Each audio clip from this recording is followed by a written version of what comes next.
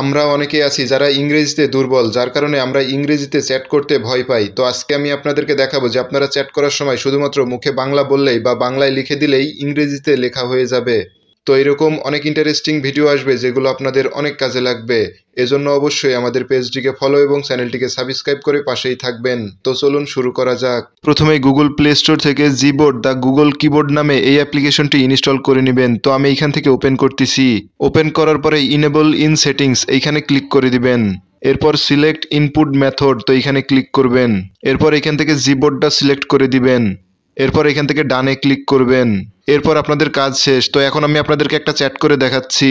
তো একটা চ্যাট করার জন্য আমি হোয়াটসঅ্যাপের ভিতরে চলে আসলাম। তো আপনারা দেখতেই পারছেন যে এখান থেকে নর্মালি আপনারা ইংলিশে চ্যাট করে দিতে পারবেন। তো বাংলায় বললে বা বাংলায় লিখলে ইংলিশ হবে। এটা করার জন্য আপনারা বাম পাশে একটা চিহ্ন আছে দেখতে পাচ্ছেন, তো এখানে ক্লিক করে দিবেন। ক্লিক করার পর দেখতে পাচ্ছেন যে ট্রান্সলেট নামে একটা অপশন আছে, তো এখানে ক্লিক করবেন। ক্লিক করার পরে ওকেতে ক্লিক করবেন। তো এরপর আপনারা এখান থেকে কিবোর্ডটাকে বাংলা করার জন্য এখানে পৃথিবীর মতো একটা চিহ্ন আছে, তো এখানে ক্লিক করে দিবেন। ক্লিক করার সঙ্গে সঙ্গে দেখতেই পাচ্ছেন যে কিবোর্ডটা কিন্তু বাংলা হয়ে গেছে। তো এখান থেকে আপনারা এখন যেটাই লিখবেন সেটাই কিন্তু উপরের দিকে ইংলিশে লেখা হয়ে যাবে। তো আমি একটা লিখে দেখাচ্ছি। তো দেখতেই পাচ্ছেন যে এখান থেকে আমি বাংলায় লিখে দিয়েছি যে আমার নাম নাইম। তো উপরের দিকে দেখতেই পাচ্ছেন যে মাই নেম ইজ নাইম লেখা হয়ে গেছে। এছাড়াও যদি আমি মুখে বাংলা বলে যদি ইংলিশ টাইপিং করতে চাই তাহলে খেয়াল করবেন ডান পাশে একটা মাইক্রোফোন চিহ্ন আছে, তো এখানে ক্লিক করে দিবেন। ক্লিক করার পরে এখান থেকে হোয়াইল ইউজিং দ্য অ্যাপ এটা ক্লিক করবেন। তো এরপর আপনারা আবারও এই মাইক্রোফোন চিহ্নে ক্লিক করবেন। ক্লিক করে আপনারা বাংলায় যেটা বলবেন সেটাই কিন্তু উপরের দিকে ইংলিশে লেখা হয়ে যাবে।